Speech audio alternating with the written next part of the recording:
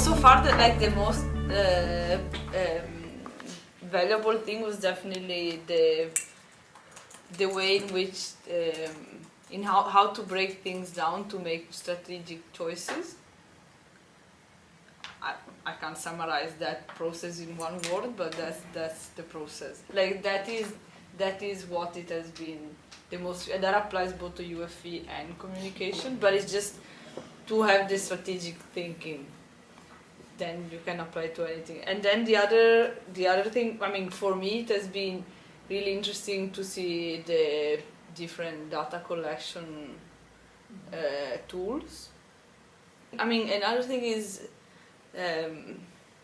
just something that should be, like, that I see any NGO would be interested in having as part of their program, because any NGO has these kind of problems in terms of inability to have adequate. Maybe some NGOs have more like communication capacity, like the ones doing advocacy or campaigning, but then they are not going to have necessarily also a strong like an evaluation that is focused on the uses, and I think they will definitely not have the two together.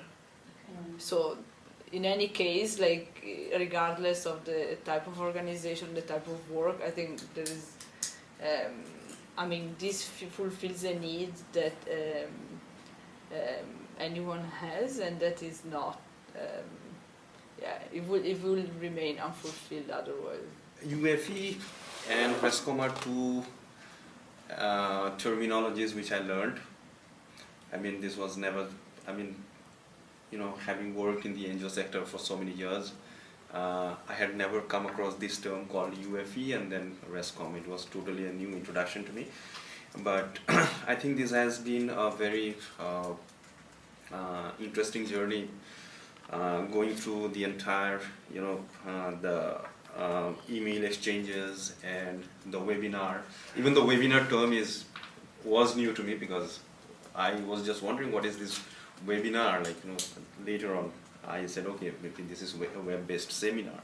The entire process was something which was very capacitating, and it was a good learning. And I mean, this is one of the, you know, this is the only, I would say, like, you know, a project which is, you know, like everyone is there on board, like the donors are there, you know, you can never get that anywhere in the project. And then there are, you know,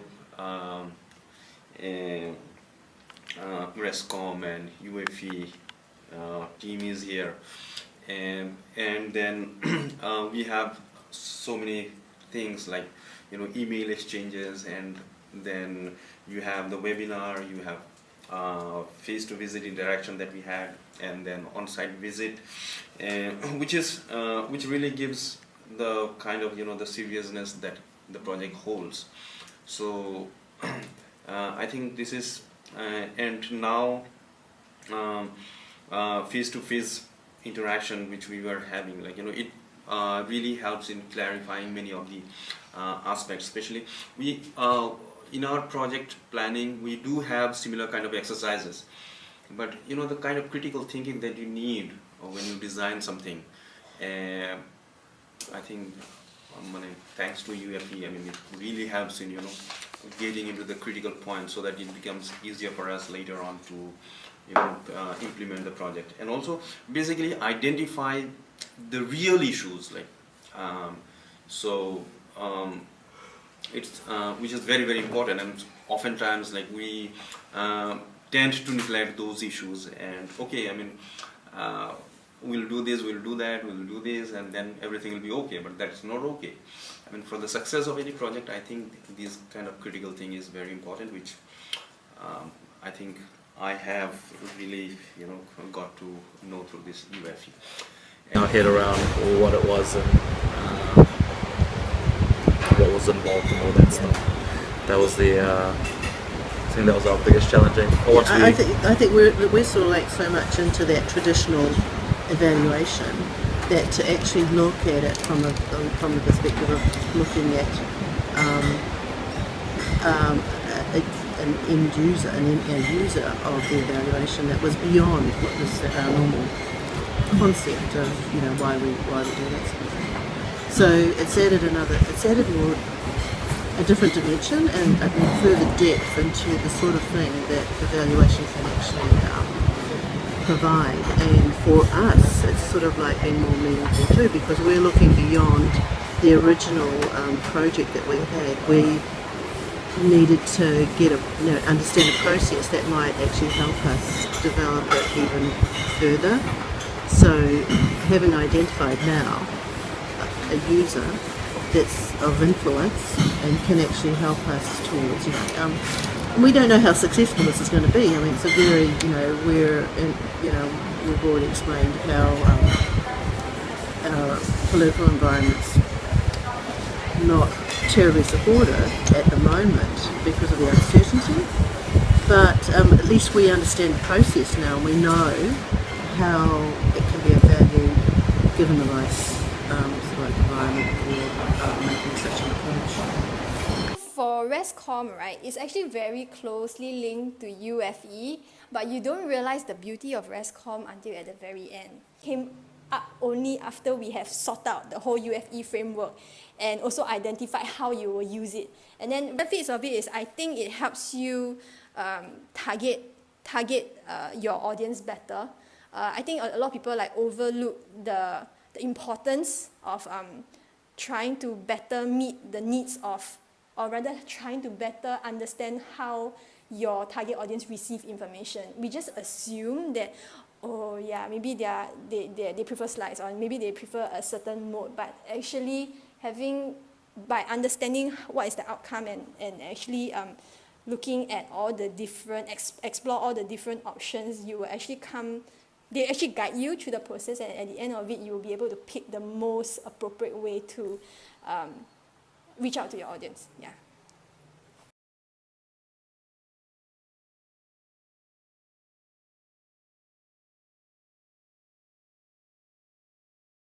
So some of the challenges I faced as a person who is doing UFE would be, for me, I think finding a user was really difficult, but I can understand why it's important.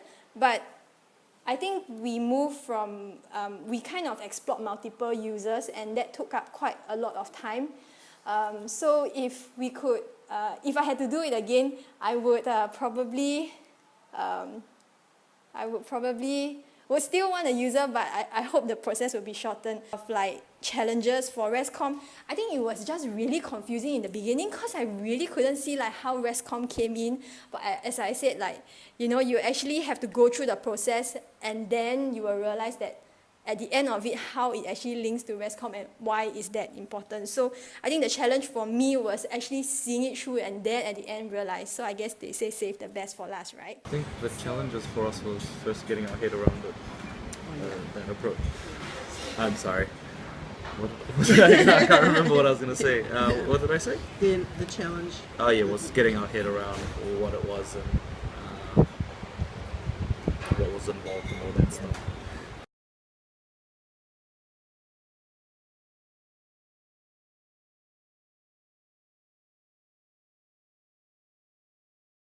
Again, the interaction of the two, that is, that has been an illumination.